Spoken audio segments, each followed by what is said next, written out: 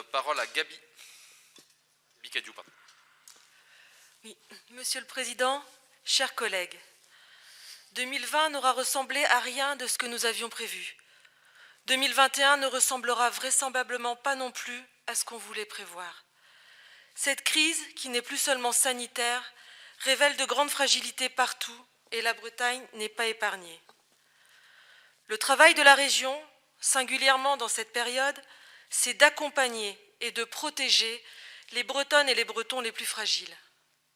Avec ce bordereau, nous affirmons notre volonté de porter une attention très particulière à notre jeunesse, l'entendre, la comprendre, l'accompagner.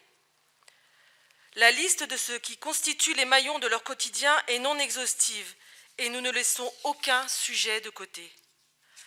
Les propositions de la région pour lutter contre le décrochage scolaire et universitaire sont claires.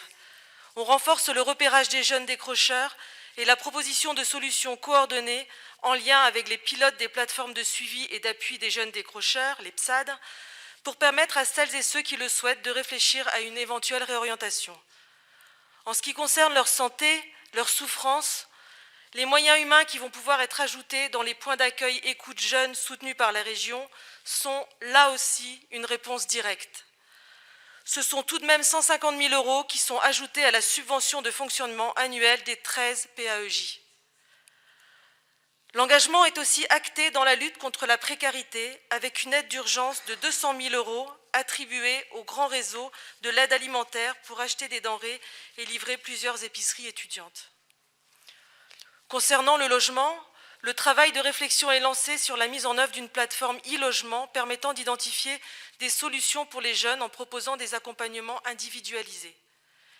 Et puis, dans le cadre du CPER, le logement étudiant sera une priorité, tant par la rénovation que par la construction de nouvelles chambres. La mobilité des jeunes bretonnes et bretons est aussi un sujet essentiel. Alors, très concrètement, cette année, ce sont 1500 jeunes âgés de 18 à 25 ans et accompagnés par les missions locales qui bénéficieront d'une aide pouvant aller jusqu'à 1 500 € pour financer leur apprentissage de la conduite automobile.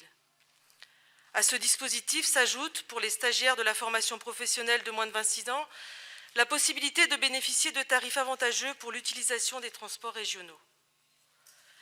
Les moyens importants qui s'additionnent aux différentes actions menées pour les jeunesses bretonnes ne sont pas seulement des mesures pensées dans l'urgence, mais des soutiens financiers, matériels, humains, sur le long terme.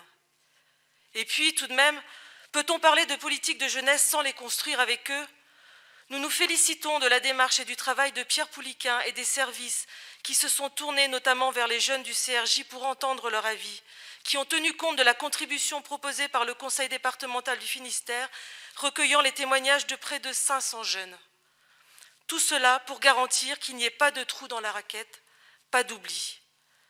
Cette volonté d'échange, c'est aussi ce qu'a souhaité Georgette Bréard en sollicitant le CRJ afin qu'il mette en place un groupe de travail pour amender, critiquer la plateforme IDEO, cet outil dont ils sont les acteurs et directs et ou indirects.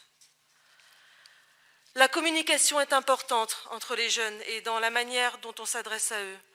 Nous ne devons pas seulement être des financeurs, mais accompagner l'ensemble des partenaires pour qu'ils puissent gagner en visibilité auprès des jeunes bretonnes et bretons, pour que ces derniers bénéficient le mieux possible des aides qui leur sont destinées.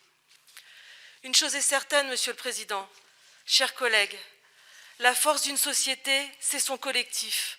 Et dans ce bordereau, nous jouons collectif.